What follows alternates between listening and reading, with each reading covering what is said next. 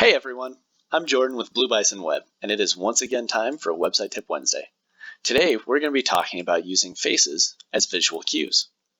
In last week's video, I mentioned that we would discuss this concept of guiding our visitors' eyes with the eyes of the people in our images.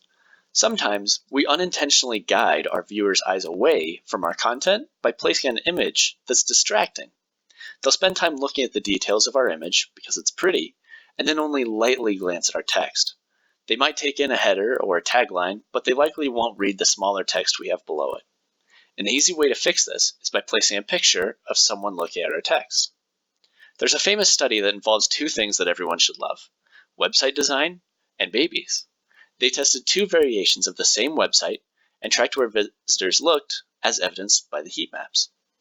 The study conclusively showed that people were more likely to read the text next to the baby if the baby was looking at the text, in comparison to if the baby was looking directly at the viewer. This shows us that it's not just the flow and the layout of our website that guides our viewers. We can use the smallest details, down to the direction that the people on our images are looking, to get our viewers to look exactly where we want.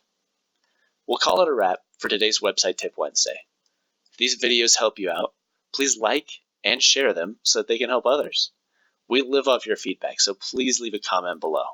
If you want to contact us directly, please go to our website, bluebisonweb.com, and drop us a line.